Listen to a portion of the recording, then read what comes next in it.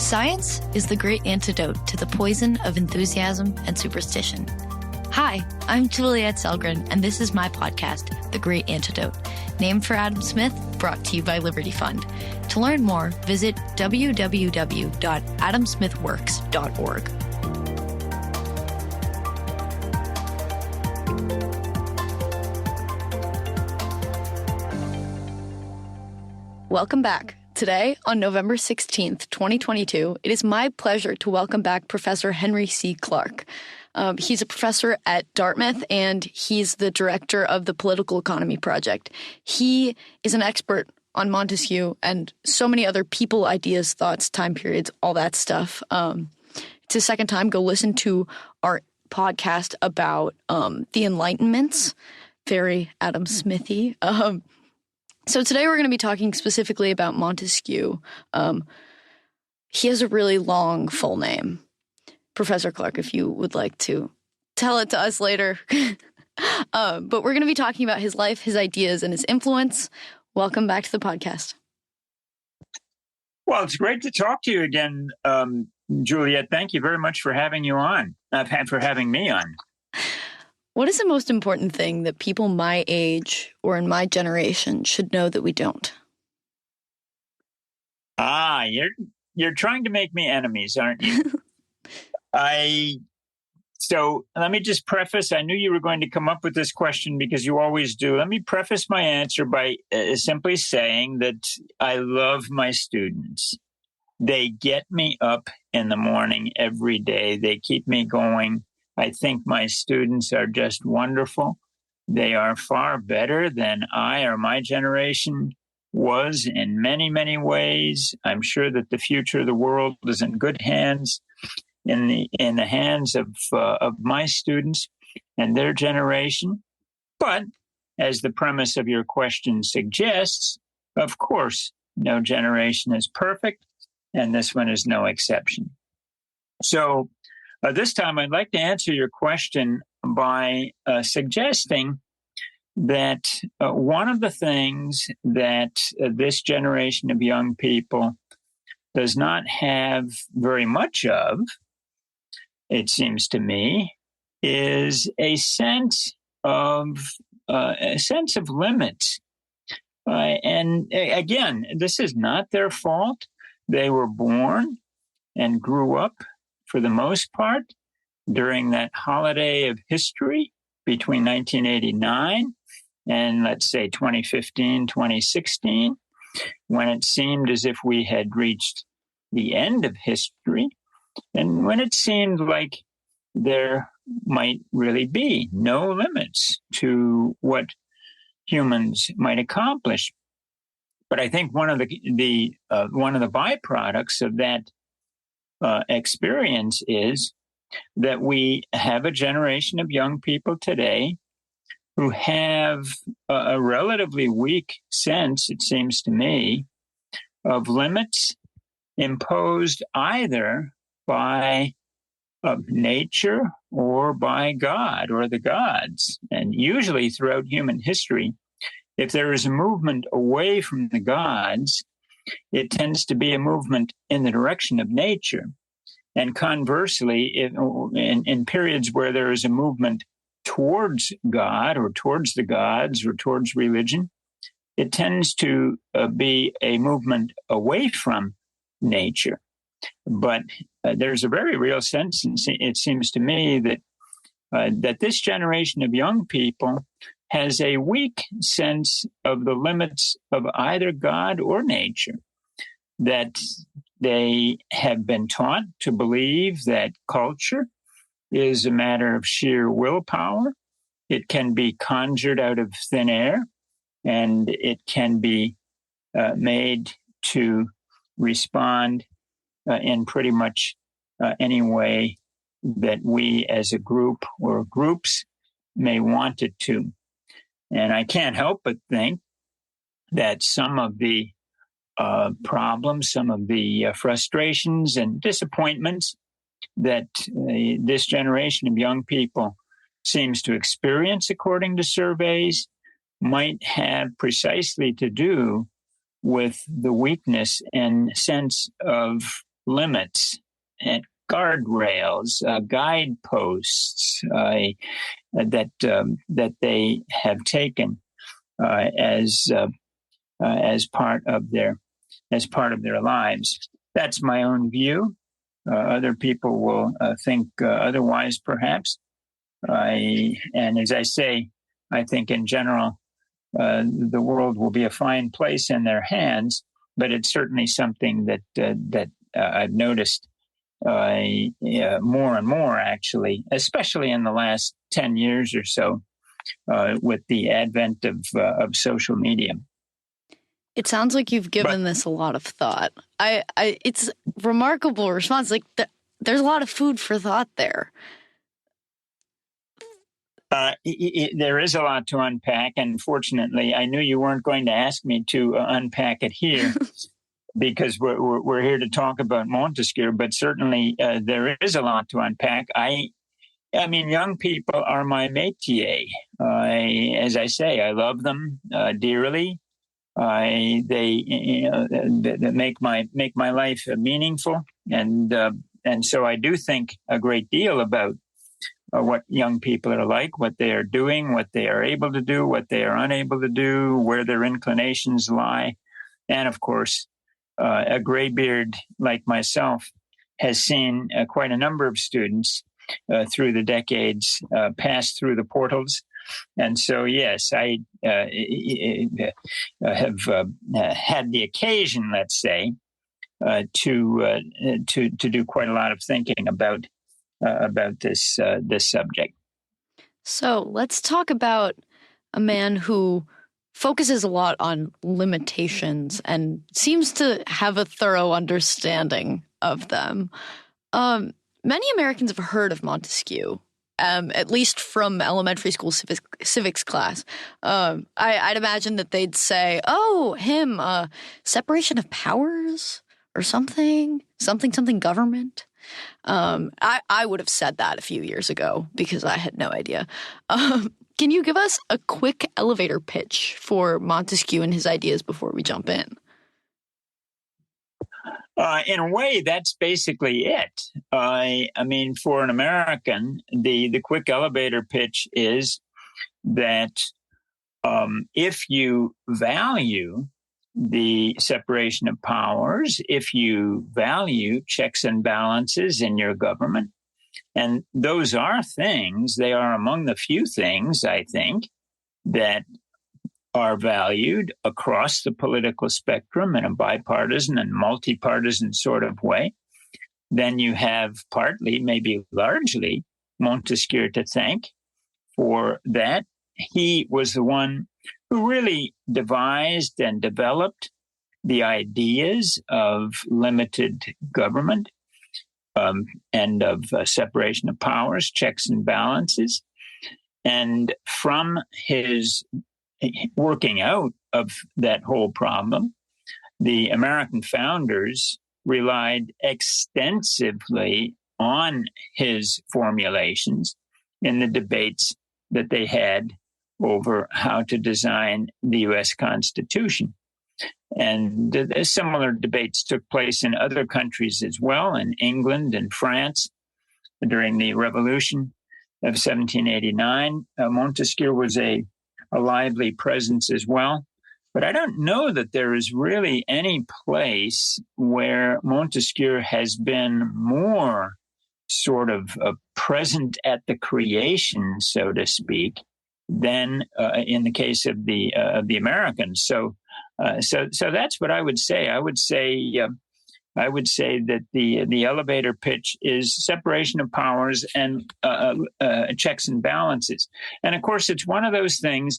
You hear it so often, it does become a cliche, and it seems maybe like a crusty, hoary, old-fashioned 18th century cliche, until somebody from the opposite party does something that you intensely don't like. And then all of a sudden, people rediscover the importance, the enduring importance, as well as the enduring fragility, I might say, of the separation of powers and checks and balances. It's not and I would put it this way. I would say that these things are not settled achievements, settled accomplishments that we can just kind of squeeze into our back pocket and forget about them. Every generation has to grapple with their meaning. Every generation has to struggle with a new set of specific issues and specific challenges to the ideals of limited government. And every generation has to rediscover the wisdom of Montesquieu about them. So there's my elevator pitch. So can you tell us about the time period that he lived in? What was happening in France? What was happening in his life? Absolutely. Well, he was born in 1689. It was the depths of the reign of Louis XIV. It was a reign that was dedicated to warfare and conquest, and especially the second half of the reign, which I would say ran from about 1685 with the revocation of the Edict of Nantes, granting religious toleration to the Protestants, until Louis's death in 1715. So that's a 30-year period. That period was given over almost entirely to warfare. And the warfare was largely initiated by France. And the rest of Europe suspected the French government of aspiring to a kind of universal monarchy. And so strategically, it was a fairly unique period in a pre-modern history. It would be replayed in a certain way, I suppose, under Napoleon. But domestically also, it was a time of great upheaval. There were horrific disruptions in daily life, including the bare essentials of life, growing and harvesting and distributing food for the people. There were two massive episodes of real hunger and, in fact, even famine in France, partly generated by the war and partly generated indirectly by the disruptions caused by the various wars. One of them was in 1693 and 94, brought on partly by particularly cold weather. The other one in 1709. And by the end of it all, by the end of Louis's life, and that was in 1715, and at that time, he had been officially the King of France in 1643. So let me do my fifth grade math here. That's about 72 years. That's 3/4 of a century. That's a fairly long time for people to have the same ruler in place. France was in many ways exhausted physically, militarily, exhausted economically, exhausted fiscally.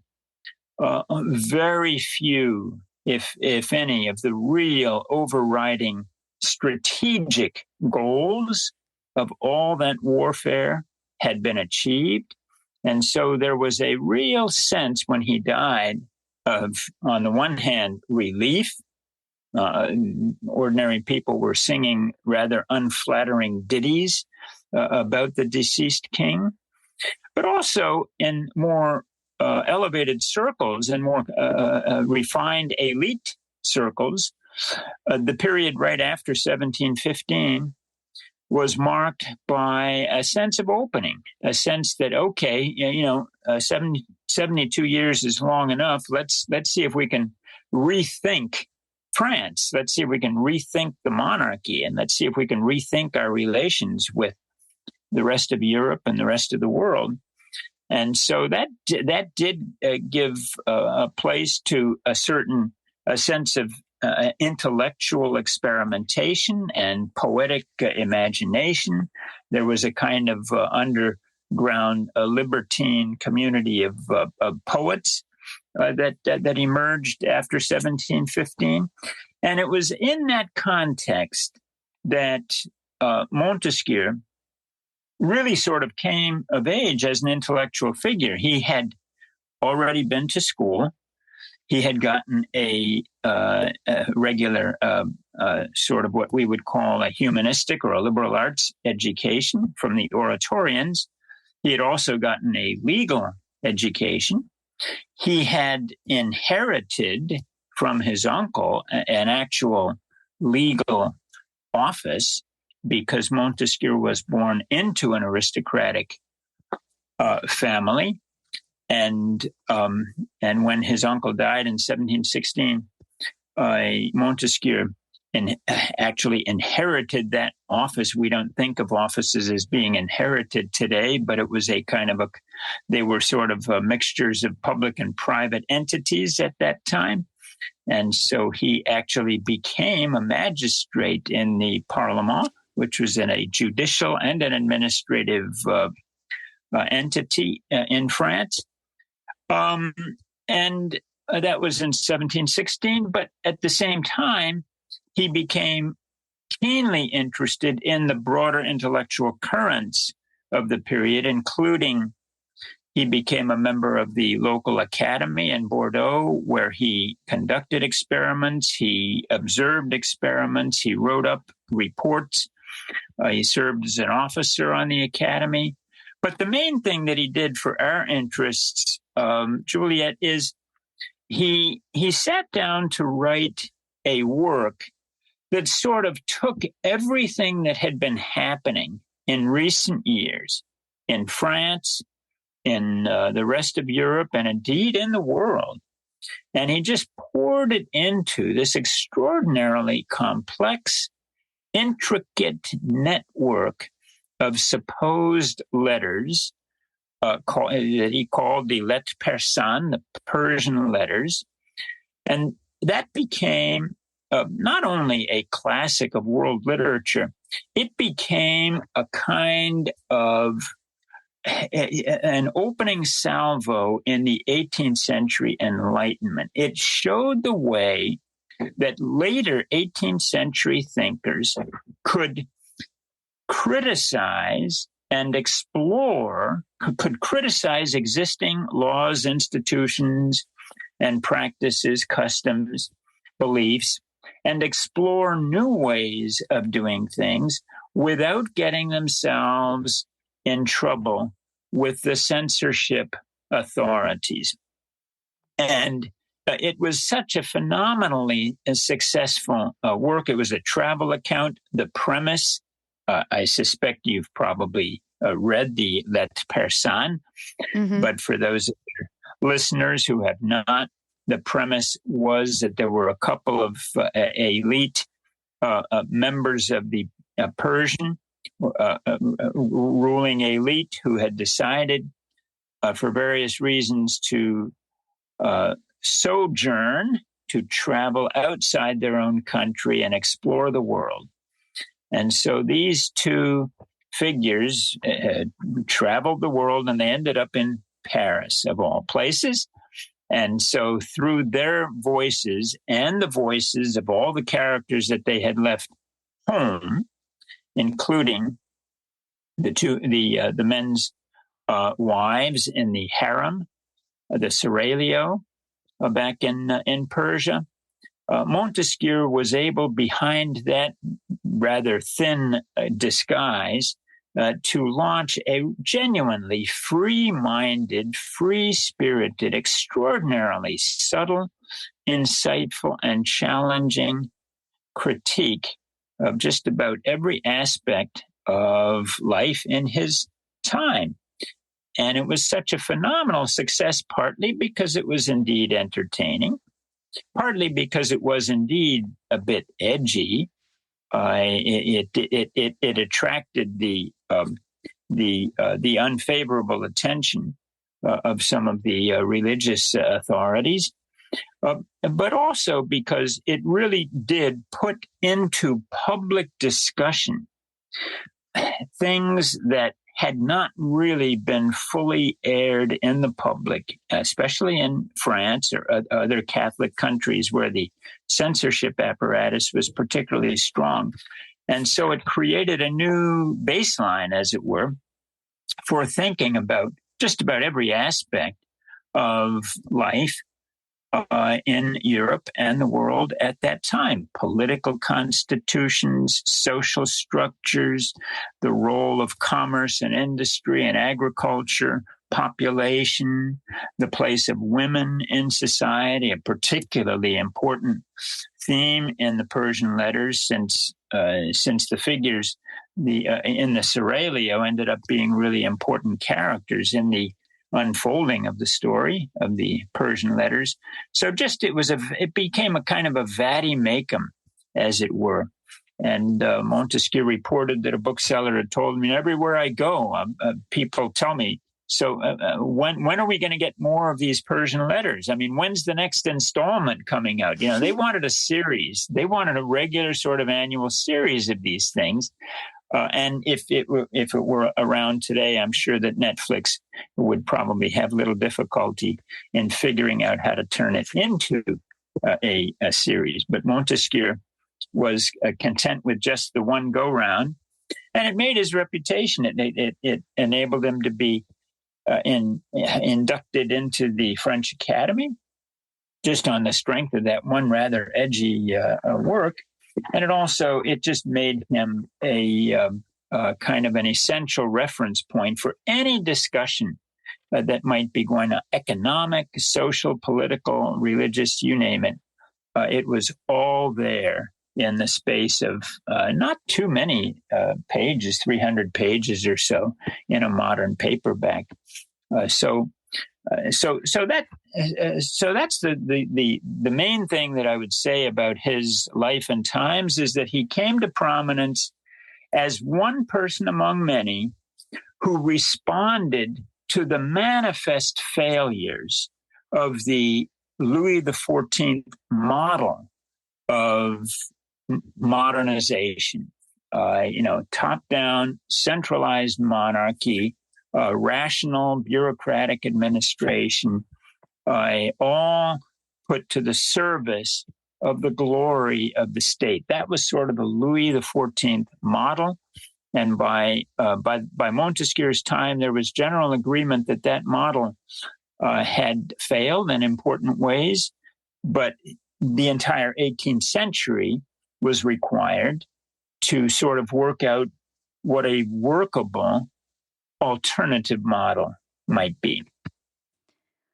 Who were his contemporaries at the time, and what sort of ideas were they putting out, and how did he you've painted a good picture of how he came into prominence and how he kind of shifted the dialogue a bit, but how different were his ideas? What did he contribute overall that others did not? Yes. And who are these others? Okay. Yeah, right. Well, because he addressed so many different topics, the answer to your question has to be a fairly long one. From a religious point of view, he was as I mentioned, he was educated in the Oratorian school, and so Malebranche was a great influence. But he had read the 17th century moralists, La Rochefoucauld and Pascal. He had certainly read Montaigne. He knew about the essay form, and all of those authors I just mentioned fit perfectly into the milieu that he lived in, which emphasized short, not terribly learned works, but very subtle, very witty, very clever, very elusive, the art of concision. All of them were masters of that. So from that point of view, those were his contemporaries. He came just after Hobbes and Spinoza. He was a contemporary of Pierre Bayle, and he engaged all three of those authors in his notebooks and in his some cases in his works. He recoiled from some of the hints of atheism or materialism that you found in Hobbes and Spinoza. He rejected Pierre Bayle's idea that you could create an entire society of moral people who were atheists. So he was one of those few leading figures of the modern world, architects, intellectual architects, we might say, of the modern world, who maintained his religious faith. Did not become a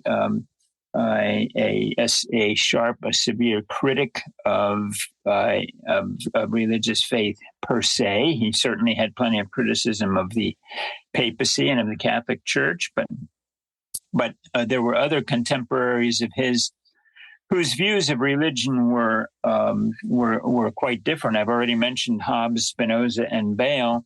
David Hume was a little bit younger. He was about a generation or so younger than Montesquieu, but he became a friend of Montesquieu's, and he became perhaps the most famous atheist of the 18th century. Montesquieu did not go in that direction. If we're thinking about political thought, well, certainly he was aware of the Republican tradition in England.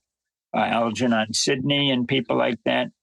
He also was aware, of course, of John Locke.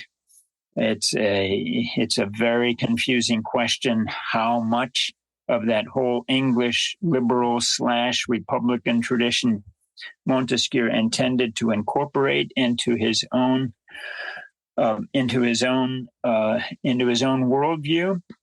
I think maybe one way to answer your question about what exactly did he add, which is an excellent way of putting it, really, because he was a respectful and careful reader of all of these contemporaries that I've mentioned, would be to say that he is that none of them are really looked upon as the founders of disciplines such as comparative sociology or even, to a certain extent, anthropology or comparative study of comparative cultures. He was a highly original and talented relativist, which is not to say that he was a moral relativist. That's one of the questions that we have whenever we read Montesquieu is, where are the norms? Where are the moral standards here? Where are the absolutes? We know that he was open to there being absolutes, but they are elusive in his account because he is so open and so respectful and so creative in the way that he brings in the cultural practices of this Central Asian tribe or this Native American tribe or this ancient people that the Greeks wrote about or the Romans wrote about or whoever it may happen to be. His method of juxtaposing all of these different experiences that different peoples have had throughout the past and present, and making them yield ideas, usable ideas about how to think about this, that, or the other topic, how to think about liberty, how to think about commerce, how to think about population or reproductive practices, how to think about the role of climate, the role of terrain, topography, I guess we would say, or geology, all of these different things. He certainly broke new ground in all of them. And I would go further and say this, maybe the most important thing that he did, and it's strange to say that it's a new thing, but he made public, political, constitutional debate into a public matter. And he showed the way to making those topics usable in a public forum. Now, that doesn't sound like much from your point of view or my point of view. We take it for granted. Well, of course, people are going to talk publicly about public matters like that. But there was very little actual public policy debate in France in the first half of the 18th century because of the censorship apparatus, which was not nearly as severe as it was, let's say, in Spain under the Inquisition. But nonetheless, there was not really a lively debate about public policy, even in a field like political economy in France, as there was either in Holland or across the Channel in England. Studies have been done, for example, of the publication of works on topics in political economy. And what they've shown is that the 1750s was an enormous breakthrough decade, particularly in France. And it was almost entirely because Montesquieu had shown the way to cover the full range of things that were on people's minds in his 1748 book, the last book that he worked on, the one that took him 20 years by his account, The Spirit of the Laws. And that book, which was made up of 30 different books, they were called books, it covered things like political economy and constitutional law, population, demography, what we would call demography, all kinds of things that tract writers and others had been writing about in England and in Holland for a long time. But it showed how a learned, a leading intellectual could make those topics into a usable forum for public discussion, and they became topics of public discussion in France in the 1750s and 60s in a way that they had never been before. And my guess is, and who knows, we can never write history anew with counterfactuals, but my own guess is that had it had not been for the publication of his book L'Esprit des Lois in 1748, you would have most likely had a considerably less lively public debate emerging in France, and by extension in the rest of Europe too, since at that point the rest of Europe derived a lot of its intellectual inspiration from France at all. So that's now. If this sounds like a diffuse sort of answer to your question, I think that his influence, Montesquieu's influence, really was diffuse. I mentioned that there is a lot of political economy in The Spirit of the Laws. We don't think of it as a work about political economy, and yet some specialists have determined that as much as a sixth of the entire 800-page book is devoted to topics that you and I would recognize as political economy topics. I'll give you one other small example. He had a few things to say about whether the nobility should be allowed to engage in trade. Well, that was a contested question in France, where the nobility were not. There had been statutes, royal decrees against that for various reasons for 150 years or more. Just a few things that Montesquieu had to say about the subject completely revitalized that whole issue.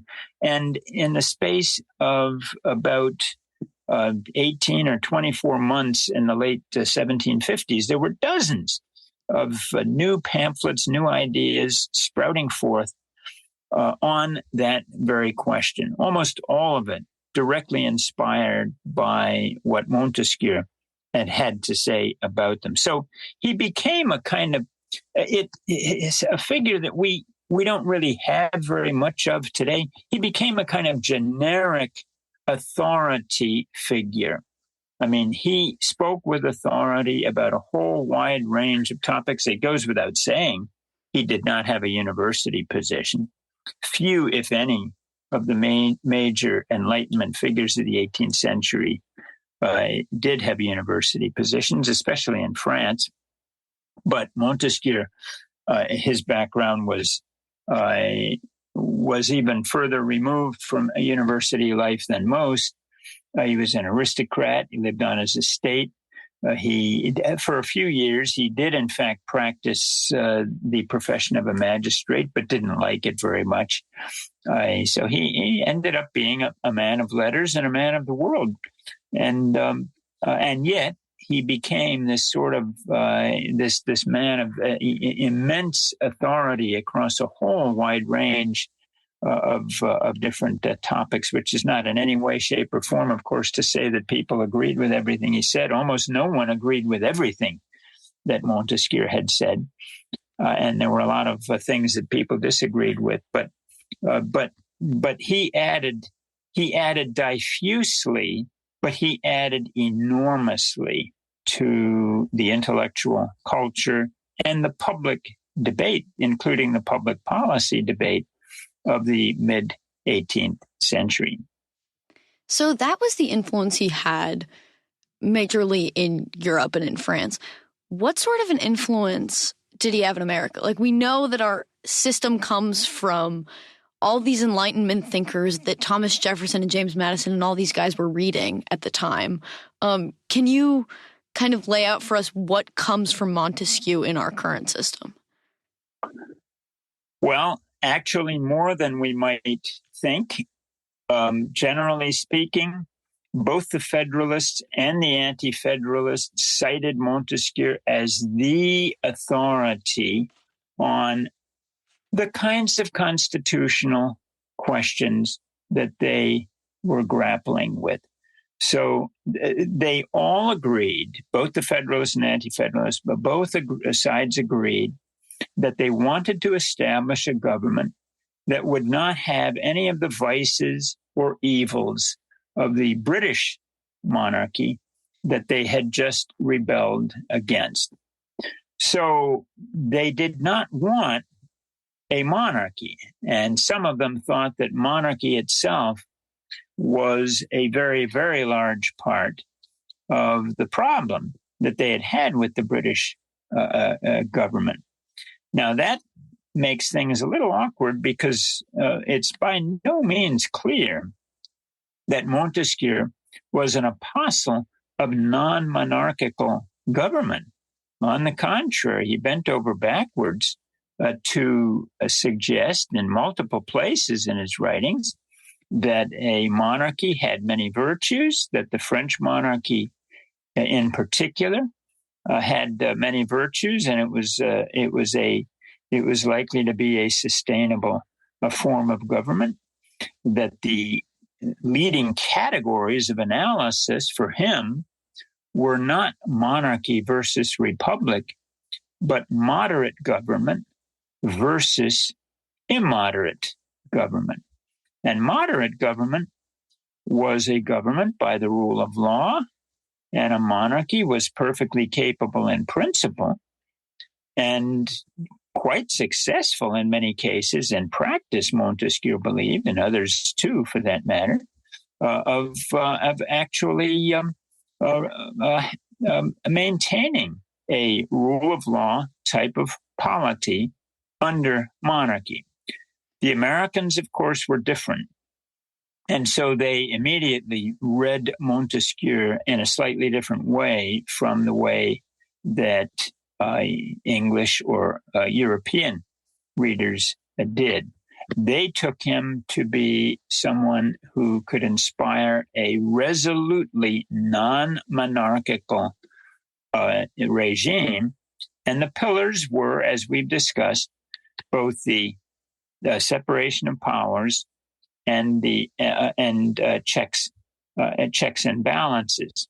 So both of which fit comfortably within the broad canopy of this overarching idea of moderate government, since they are designed, as Madison put it, ambition must be checked by ambition. And the purpose of that mutual check was precisely to moderate the overweening hubristic ambitions that all political leaders, with their visionary schemes and their utopian ideals and their narrow-minded plans, like the man of system and Adam Smith's theory of moral sentiments, to impose upon the people, treating the people as pieces on a chessboard, as Smith put it. That was that was what limited government was about, and Montesquieu was primarily the primary inspiration in achieving it. I've seen one very authoritative study that claims that Montesquieu was read and cited more often than any other author by the founding generation of Americans from, let's say, 1760 to about 1800 or so. And one study concludes that the second place finisher, John Locke, was read and cited only about a quarter as much as Montesquieu was. So Montesquieu was the authority for the kinds of problems that the American founders wanted to solve. Let me also interject here. I know that you've read your Rousseau. Rousseau had, of course, written a number of different works, notably The Social Contract in 1762. Rousseau didn't have anywhere near the kind of authority, the kind of respect, or the kind of influence with the American founders that Montesquieu did.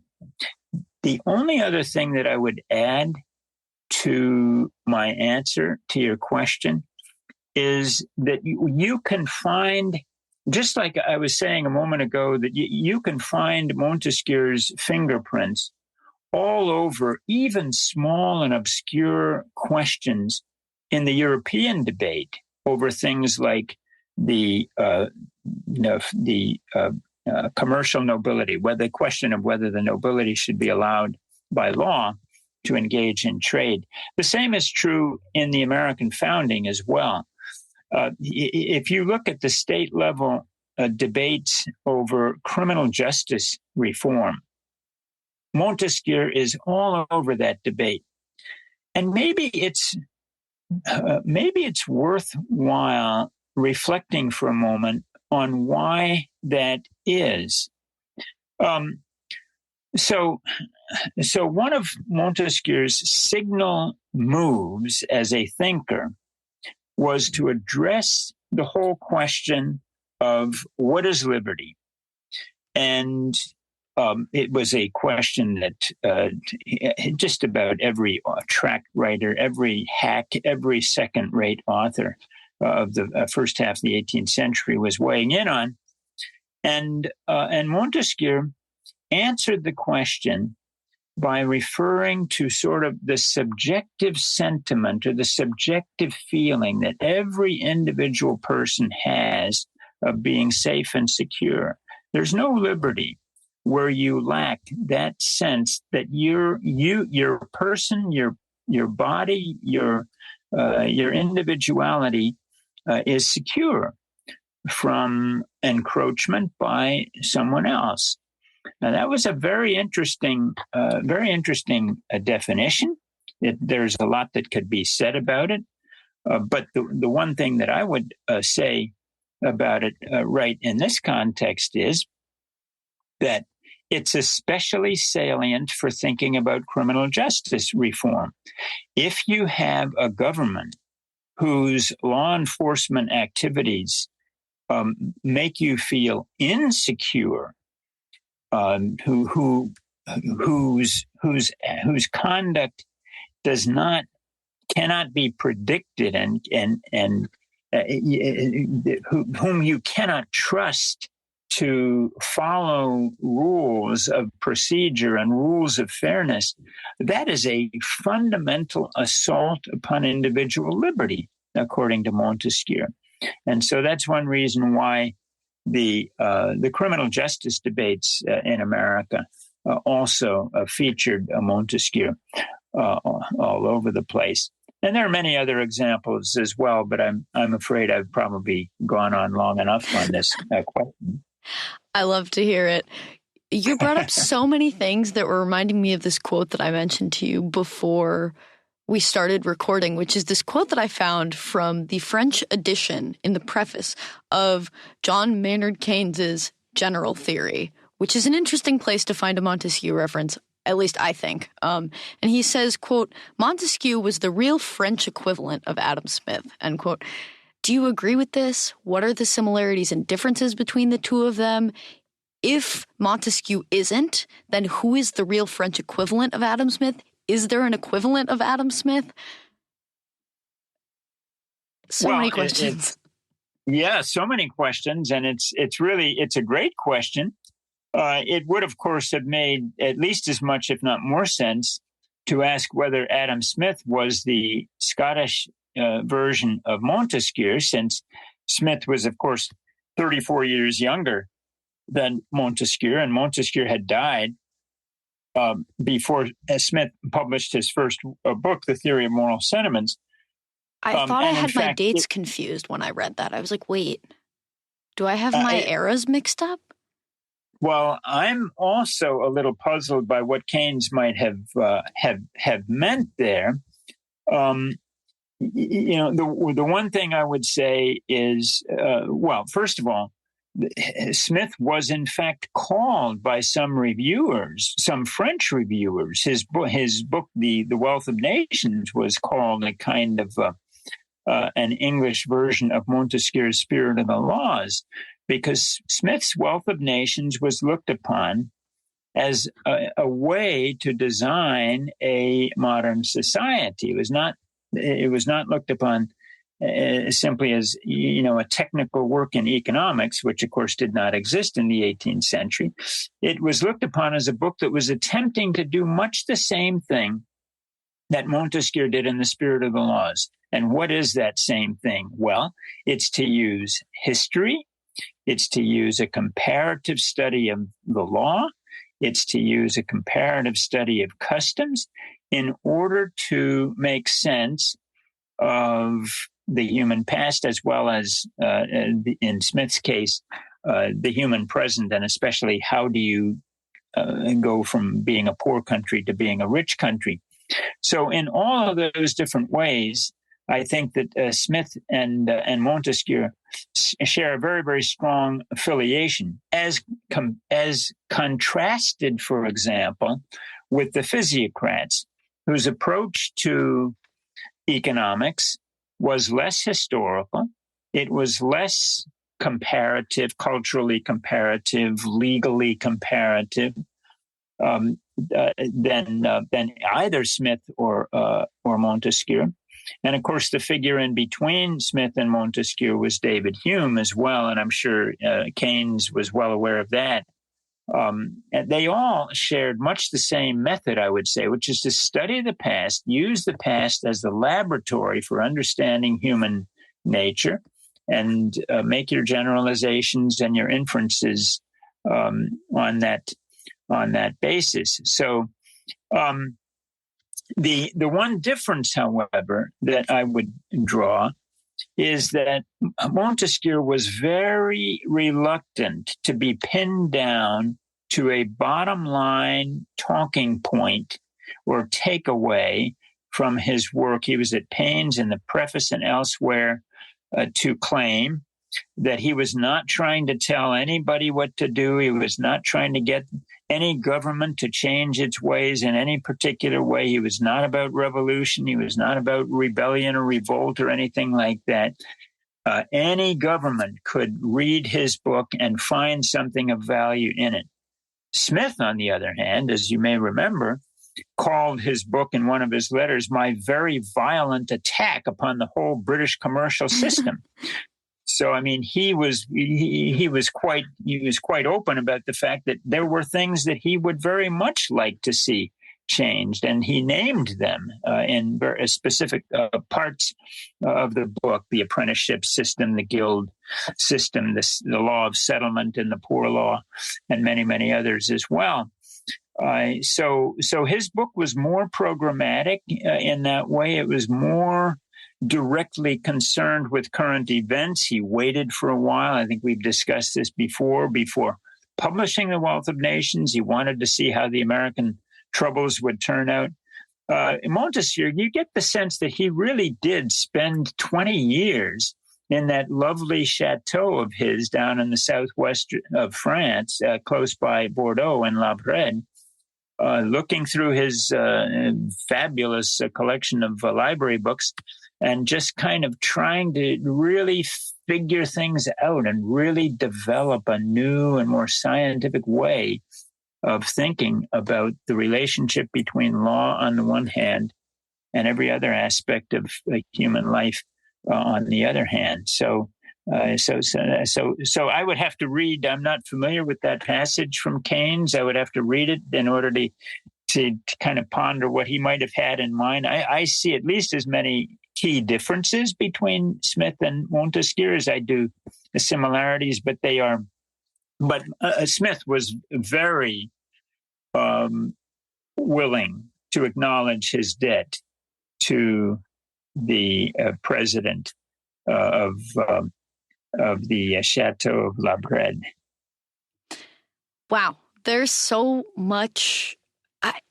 There's so much depth. I don't know. We could keep talking for forever, but I have one final question for you. What is one thing that you believed at one time in your life that you later changed your position on, and why? Oh, yes. Okay. Well, again, so many options and so little time here. I think I'm just going to put in another pitch for the problem of secularization theory. So when I was your age, when I was a college student back in the Stone Age, the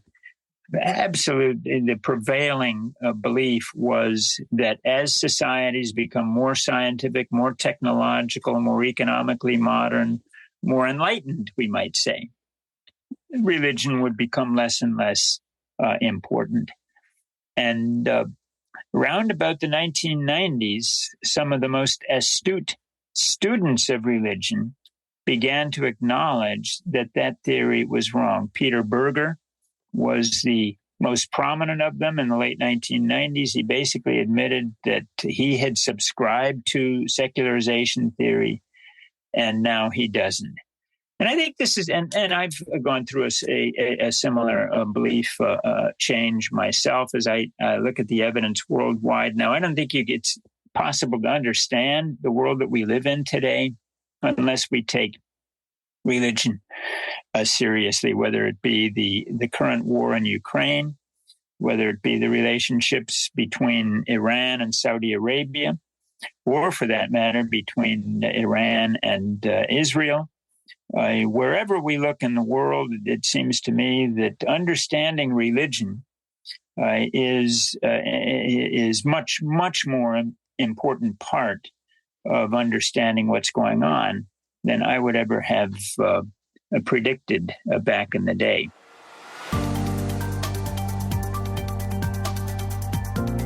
Once again, I'd like to thank my guest for their time and insight, and I'd like to thank you for listening to the Great Antidote podcast. The Great Antidote is sound engineered by Rich Goyette. If you have any questions, any guests or topic recommendations, please feel free to reach out to me at thegreatantidote@gmail.com. Thank you.